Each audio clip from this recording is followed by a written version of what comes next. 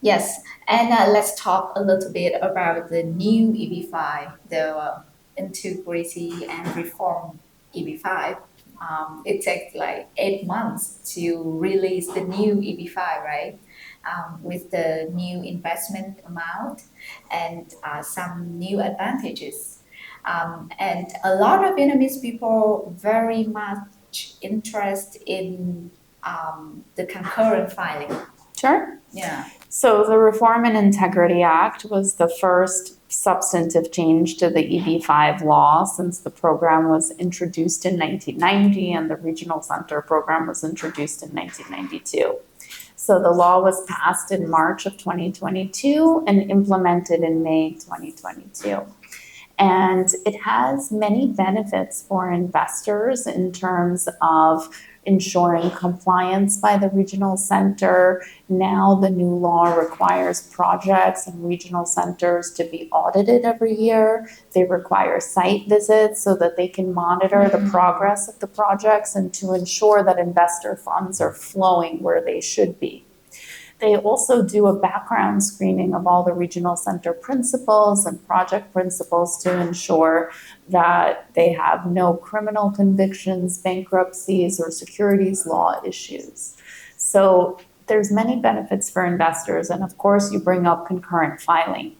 Concurrent filing allows an individual to come or be in the US in lawful status and to file the EB-5 petition and their adjustment of status, which is the AOS-based green card, at the same time. And the advantage of that is, one, it allows you and your family members to remain in the United States while the application is pending. You, at the same time as filing the adjustment of status, can file for a work authorization. And once that's granted, you can begin to work for any employer in the United States. And that's also for all family members. And third, it allows you to get international travel authorization. So you will have a travel document to allow you to travel in and out of the United States. And of course, if investors are relocating to the United States, once you get your AOS receipts, or depending on your underlying status, children are able to go to school.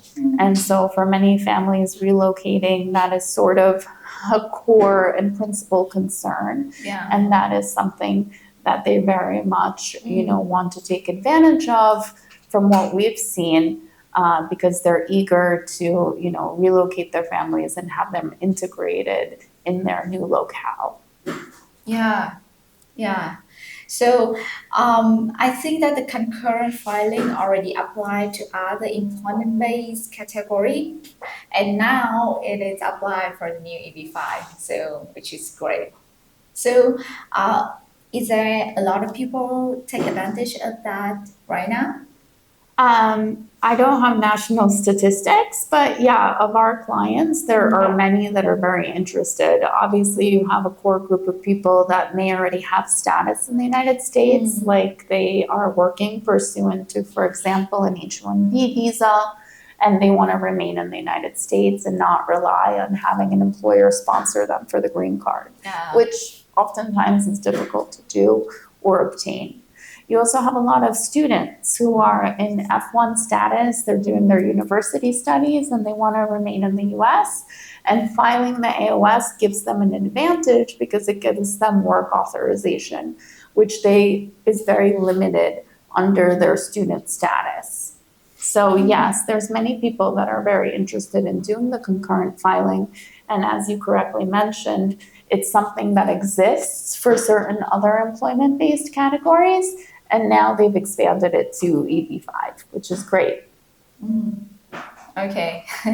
So do you think that EB-5 will be the priority or the favorite of the U.S. Government, no matter what, president or the party? That's difficult to say, and probably a question that is better suited for a politician rather than an immigration lawyer. But along the time, almost 20 years, you see trend and up and down. So EB-5 is still, a sustainable program, do you think? Sure. I mean, one of the great things about EB-5 is that it brings foreign direct investment into the United States at no cost to U.S. taxpayers. Mm-hmm. So from that point of view, it's a win-win.